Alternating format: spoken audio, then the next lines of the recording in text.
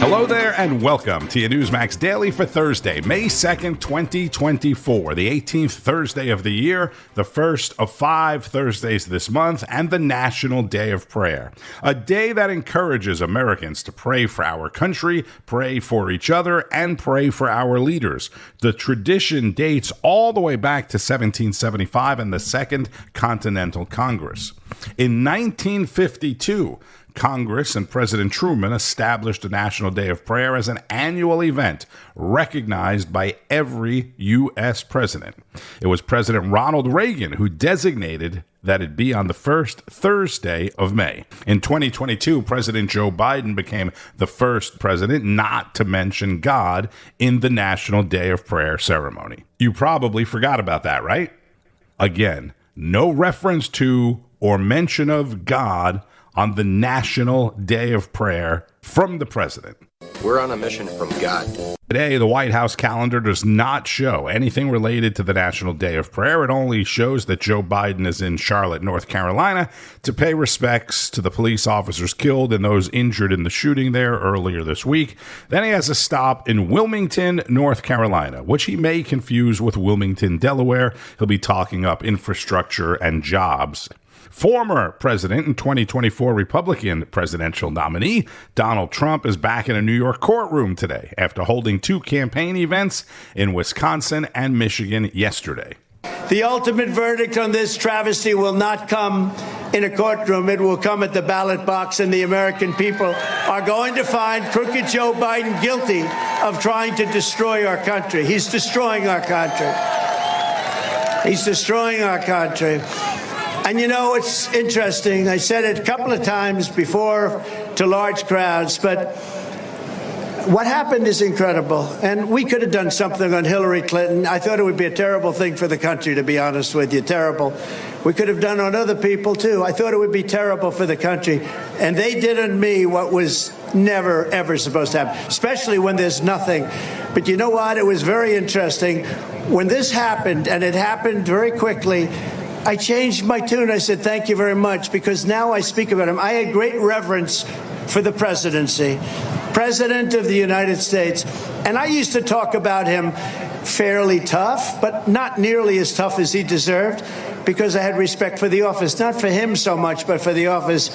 And now I say, he's the worst president in history. He's the most corrupt president in history. He's grossly incompetent. He doesn't know what the hell he's doing. He doesn't have a clue.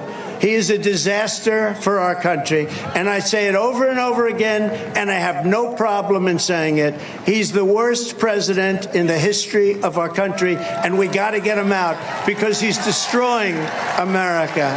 He's destroying our great country. In the middle of a presidential election, think of it, the Republican nominee for president is being attacked like nobody's ever been attacked before. But all of that being done and all of that being said, the fake charges, the legal targets, everything. And, you know, we've had tremendous reviews from great people, Jonathan Turley, Andy McCarthy, Mark Levin, Greg Jarrett, Sean Hannity, so many people. But great experts, great legal experts. Alan Dershowitz just came out saying there's no case, there's no crime. He didn't do anything wrong. What are you doing? These are people, not every one of them love me. These are people that just want to speak the truth. They said there's no, Andy McCarthy today, there's no case. It's a witch hunt, and we're not going to take it. We're not going to take it. They can't do that to our country. Trump at a Make America Great Again rally in Freeland, Michigan. You know, Michigan, home to America's auto industry. Maganomics. I'll terminate Joe Biden's radical plan to kill Michigan's economy by repealing his insane electric vehicle mandate. Is that the craziest thing? Is that the craziest thing? Everybody's going to have an electric vehicle. By 2030, he wants everyone to have an electric vehicle. There's a problem. They're very expensive and they don't go far. Not going far is not good. Also, they're not going to be made in Michigan. They're going to be made in China. Every single one going to be made in China. United Auto Workers, I just want to tell you, the head of the United Auto Workers has really let you down to agree with that whole situation that they just did. That's so good for China, and it's so bad for Michigan. But I'm going to turn it around. We're bringing the car industry back to Michigan. We're going to put tariffs on foreign cars, and we're bringing the car industry.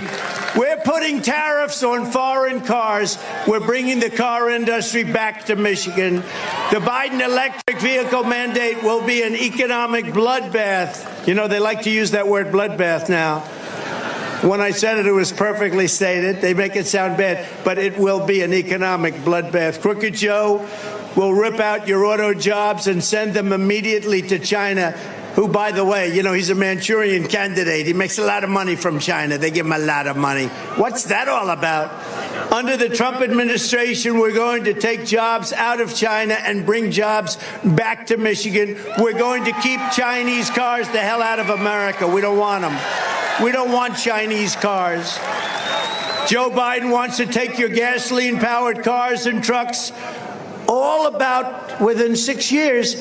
He wants to make them electric. It doesn't work. You know, if you want an electric car, I think it's great. I'm all for it. But if you want a gasoline combustion, if you want to have a hybrid, whatever the hell you want, you should be able to get.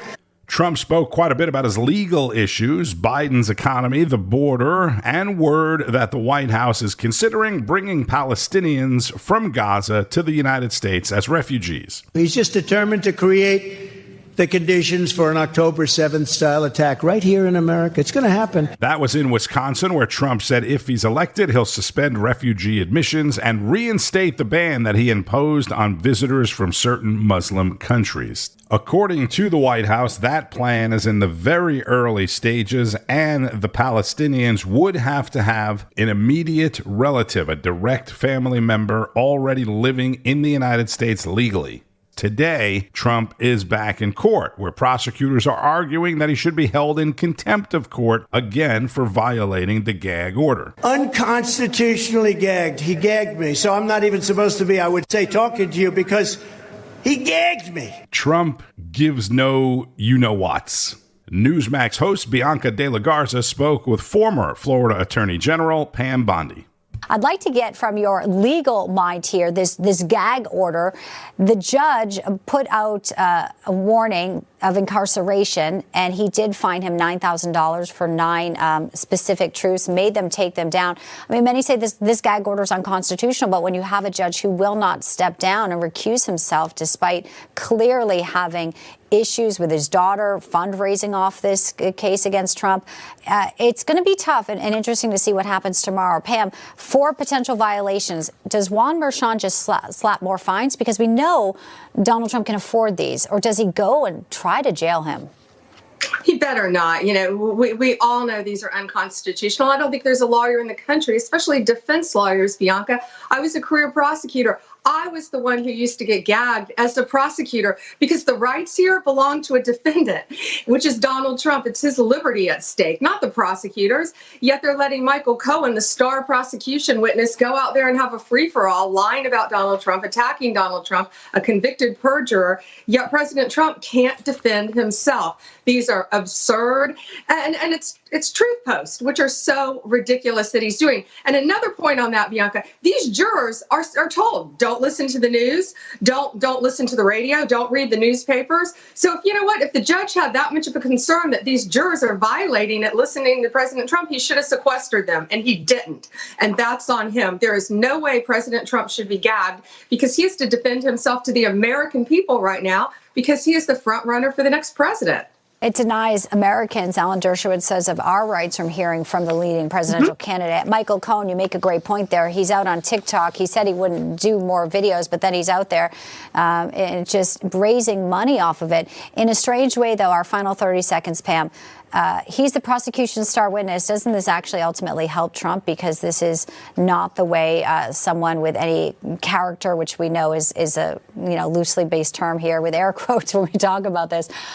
But in a way, the more he talks, does it just help the defense? Well, if the jury shouldn't be listening to it anyway, so they shouldn't be watching or listening or reading anything Michael Cohen says. But sure, the defense will be able to use that in cross-examination against him. As a prosecutor, I would love to cross-examine him. And I think the defense team would love to cross-examine him because he is a horrible prosecution witness. When your star witness is a convicted perjurer, you know your case is in trouble.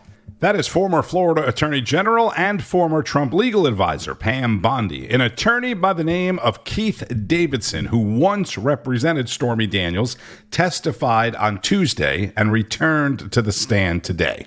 Why don't they just get Michael Avenatti out of prison to come and testify? I mean, we already know that she received a check from Michael Cohen on behalf of Trump. That's not the issue, right? The issue, supposedly, we think, is where the funds came from and how they were accounted for. This is all for show, right? And all for keeping Trump's name connected to a porn star. Just have people keep coming and testifying about it. The other top story is the protests on college campuses. Absolute mayhem right now on the campus of UCLA, one of the largest, if not the largest, universities in the entire country. More and more police departments around the country getting involved in the protests, and the safety and well-being of Jewish students everywhere in jeopardy. Schools shutting down now, impacting every student, regardless of race or religion. And this is what our commander-in-chief, the leader of the free world, President Biden, said about it in a post on X yesterday. He said, "Happy 53rd birthday, Amtrak." It shows you where the priorities are of our commander-in-chief at a time, in your very own words, when you said our national security is threatened. Your reaction? Well, the commander-in-chief doesn't even know where he is or what time it is, what time of the day it is. It's a complete farce that Joe Biden is supposedly running the country. If he was running the country, he wouldn't have been sending messages to Amtrak. He would have been commending the NYPD and others that were involved in taking back some of these campuses. And on today, of all days, he would have been commending SEAL Team 6 for the assassination and the killing of Osama bin Laden back in 2011 or 12.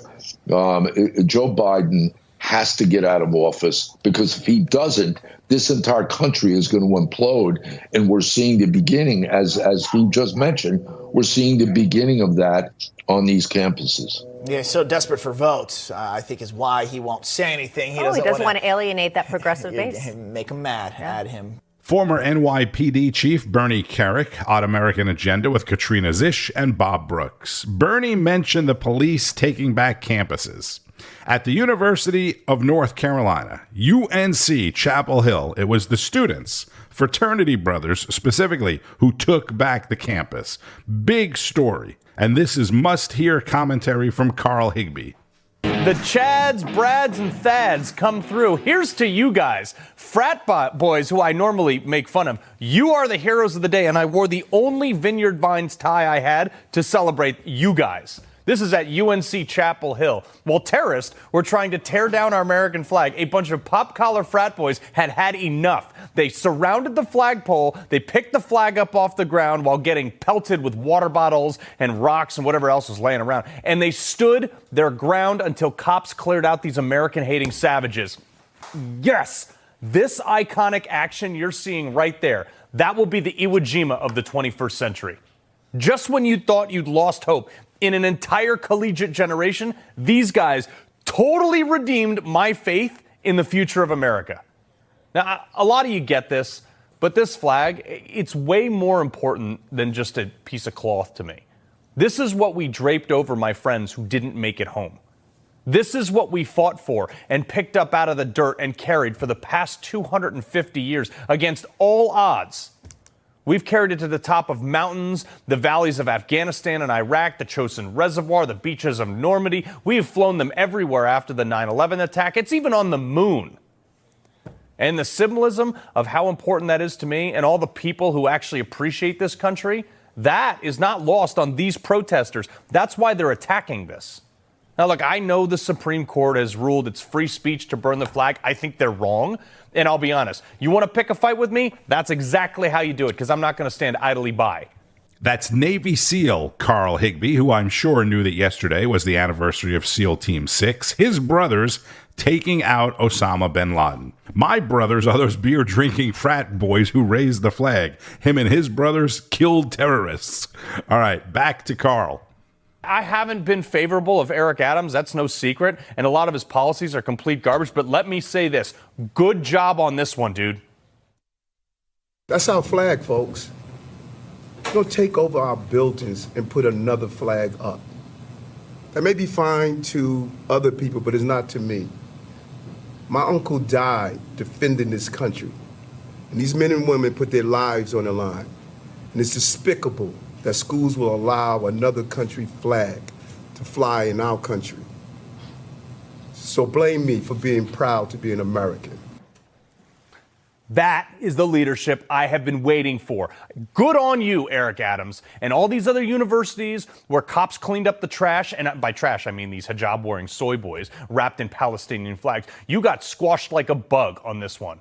And when they do it again, you arrest them again. And if you liberal DAs out there don't want to charge them, then guess what? These cops need to fill the courtrooms to the brim again and again and again with these people. You tie these kids up with everything you got, from legal battles to bureaucratic garbage, and you make their families pay for all the stuff that they broke at every one of these universities. You force them into the submission with the power of law and order. These kids want to pick a fight? They need to know that people like the NYPD is coming to stuff your face into the pavement if you resist. I don't care what AOC says. She tweeted out just earlier, if any kid is hurt tonight, responsibility will fall on the mayor and the university presidents. No, it doesn't. How about you blame the kids that broke the law and took over a building on private property? Don't play victim here. You don't get to call foul when those breaking the law get chokeslammed and handcuffed. That's their own damn fault. If you keep pushing it, it'll be a bunch of people like me standing our ground too. There is no force in the world that has ever won a toe-to-toe fight with those defending American values. Do not confuse our current president's lack of action with silence in my sentiment here. Former Navy SEAL and host of Frontline, Carl Higbie. And yes, that was New York City's Democrat Mayor Eric Adams calling out colleges and defending the American flag. He's also one of few Democrat mayors calling out Biden's border. By the way, I mentioned Biden being in Charlotte, North Carolina today, where the Democrat mayor, Vi Lyles, is in her 4th term under Democrat Governor Roy Cooper. And let's wrap it up with Chris Salcedo, host of the Chris Salcedo Show. We all remember the summer of love from the Democrats. A Democrat group, Black Lives Matter, and another Democrat group, Antifa, ravaging our streets. Americans lost their lives. Businesses were torched. People were beaten with an inch of their life, like gay journalist Andy Ngo. And left-wing DAs did their very best to make sure the Democrats' little darlings got away with as much as possible. Cities all over the country dropped 90% of the charges against BLM and Antifa rioters, according to data gathered from those cities. But it wasn't just left-wing bastions. In the GOP-controlled city of Fort Worth, Texas, under former Mayor Betsy Price, former Police Chief Ed Krause simply dropped charges against leftists who brazenly broke Texas law. These actions of these cities sent a clear message: breaking the law, disrupting law-abiding citizens' lives, causing mass chaos and expense for taxpayers is 100% okay, so long as you're working to rip America apart and pushing for anti-freedom causes. And these rioters, they told us what they want. We need a revolution in order to overthrow this system, bring a whole new communist world into being that can actually ensure the rights of black and brown people. And whether or not you agree, or if you still are caught up in this electoral politics, even if you are, even your hopes for a more progressive or liberal agenda are not going to happen while the second president of the Confederacy is in the White House. Let's work together to tear that statue down. Revolution, nothing less. Revolution. nothing less. And the GOP either retreated or ignored these radicals. And our people paid the price for it, didn't they? And that brings us to today. You might not be shocked to learn that the same well-financed left-wing actors are co-opting the protests at college campuses and turning the protests into the Democrats' spring of hate that many feel were turned into a summer of chaos. But are these protests about stopping Israel from their offensive against Hamas that is causing several innocents to lose their lives? No. Just like with the BLM and Antifa riots, the left wing is doing what they are always doing, using the ignorance of the youth to push what older and wiser people know is a failure for mankind, left-wing thought and collectivism. That is Chris Salcedo, host of the Chris Salcedo Show, 4 o'clock Eastern on Newsmax. And there is discontention among those same Republicans again, or there's still discontention after Georgia Congresswoman Marjorie Taylor Greene announced yesterday that she will force a vote over House Speaker Mike Johnson's ouster next week. So there's certainly a lot of talk about that today. Stay up to date and informed on all of the news all day long with Newsmax and at NEWSMAX.com. Newsmax is available on most major cable systems, as you know. Also, make sure you're streaming on the new Newsmax Plus. If you're not, simply go to NewsMaxPlus.com, get signed up. You can also get a free trial. It includes all of your favorite shows and hosts like Rob Schmidt Tonight, Eric Bowling, Greg Kelly, Greta Van Susteren, Carl Higbie, with fantastic analysis from people like Judge Napolitano, Governor Mike Huckabee, constitutional law expert and professor Alan Dershowitz, Kerry Lake, and many others. I'm Tony Marino. This is the Newsmax Daily. Thank you for listening. Enjoy the rest of your day and keep on fighting the good fight. News breaks every minute, every day. You need the app, the Newsmax app. Find it free on your smartphone store. Then watch us anytime, anywhere. It's our America. We conquered it. We built it. Great values like honesty and fairness. Great courage. A great nation needs a free press. Newsmax is it. 30 million Americans regularly go to Newsmax when they really need to know. They watch Newsmax TV at home. On the free Newsmax app, they go to Newsmax.com. Start today.